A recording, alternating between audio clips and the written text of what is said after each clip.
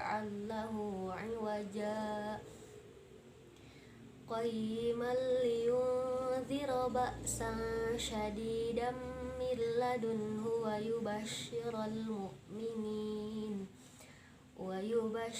المؤمنين الذين يعملون الصالحات أن لهم أجرا حسنا ماكثين فيه أبدا وينذر الذين قالوا اتخذ الله ولدا ما لهم به من علم ولا لآبائهم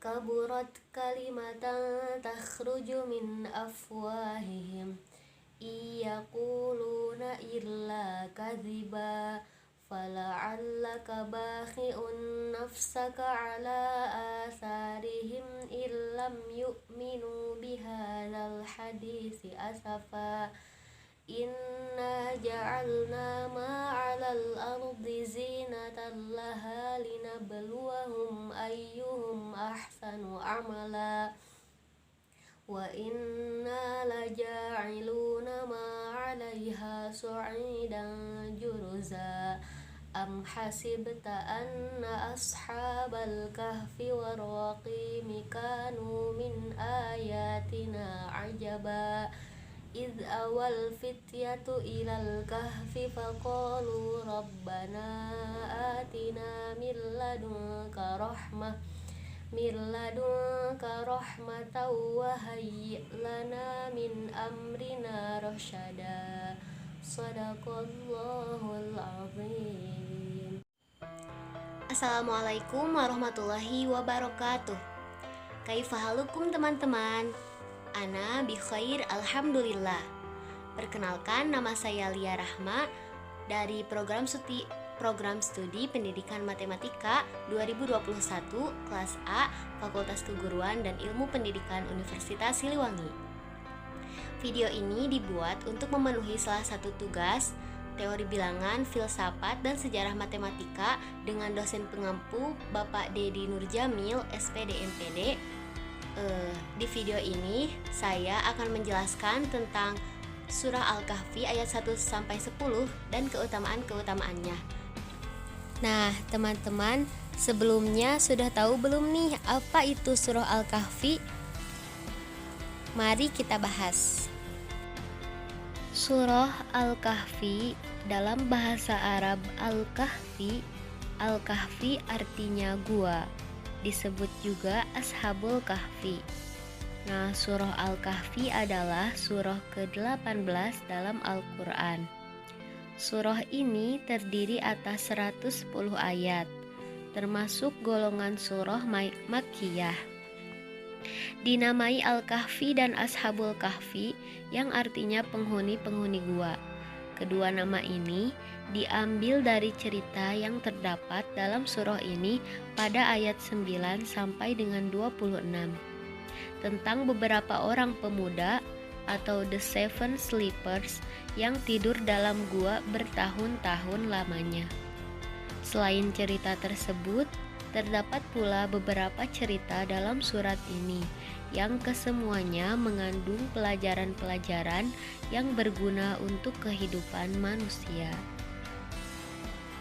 Surah Al-Kahfi ini mengisahkan 7 pemuda soleh dan seekor anjing yang mengasingkan diri dari kejaran penguasa zolim dan kafir. Mereka hidup pada masa Raja Dikianus di Romawi, beberapa ratus tahun sebelum diutusnya Nabiullah Isa alaihi salam. Mereka dipaksa menyembah berhala, namun para pemuda soleh ini menolak dan lari dari kejaran pasukan raja hingga sampai di mulut gua dan dijadikan tempat persembunyian. Dengan izin Allah, mereka kemudian ditidurkan selama 309 tahun di dalam gua dan dibangkitkan kembali ketika masyarakat dan raja mereka sudah berganti menjadi masyarakat dan raja yang beriman kepada Allah Subhanahu wa ta'ala. Selanjutnya, apa sih keutamaan dari surah Al-Kahfi? Keutamaan dari membaca surah Al-Kahfi yang pertama ada diberikan cahaya hingga Ka'bah. Telah diriwayatkan oleh Imam Sa'id ibnu Mansur di dalam kitab sunnahnya dari Hashim ibnu Bashir, dari Abu Hashim, dari Abu Mijlaz, dari Qais ibnu Abbad, dari Abu Sa'id al-Khudri radhiyallahu anhu yang telah mengatakan, barang siapa yang membaca surah Al-Kahfi pada hari Jumat, maka diberikan cahaya baginya yang menerangi antara dia hingga Baitul Atiq atau Ka'bah. Yang kedua adalah surah Al-Kahfi jadi cahaya di hari kiamat. Kemudian Imam Baihaqi mengatakan bahwa hadis ini diriwayatkan pula oleh Yahya ibnu Katsir dari Syu'bah dari Abu Hashim berikut dengan sanadnya bahwa Nabi Shallallahu Alaihi Wasallam pernah bersabda yang artinya, barang siapa yang membaca surah Al-Kahfi sebagaimana ia diturunkan, maka surah Al-Kahfi akan menjadi cahaya baginya kelak di hari kiamat.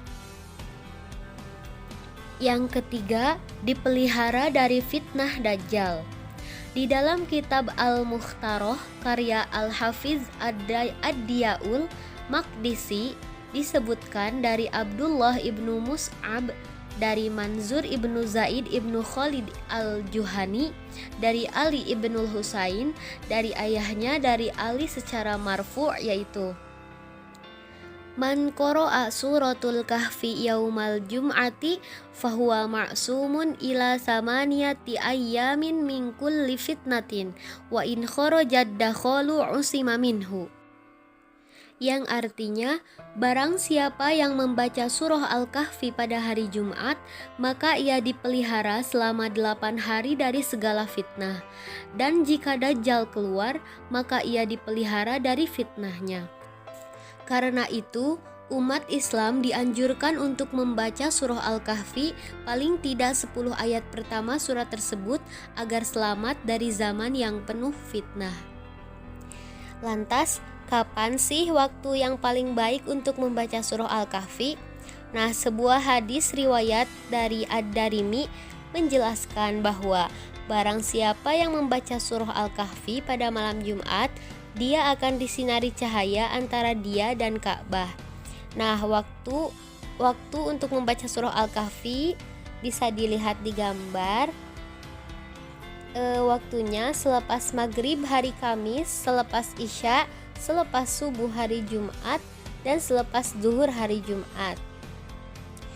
Dalam hadis lain dikatakan bahwa barang siapa yang membaca surah Al-Kahfi pada malam Jumat, dia akan disinari cahaya di antara 2 Jumat. Hadis ini diriwayatkan oleh An-Nasai dan Baihaqi. Sekian yang dapat saya sampaikan, mudah-mudahan bermanfaat khususnya bagi saya, umumnya bagi kita semua. Semoga setelah menonton video ini, kita dapat sama-sama mengamalkan membaca surah Al-Kahfi setiap hari Jumat, lebih baik lagi apabila dibaca setiap hari. Mohon maaf apabila ada kesalahan kata karena yang salah dari saya, yang benar hanya dari Allah. Terima kasih atas perhatiannya. Wassalamualaikum warahmatullahi wabarakatuh.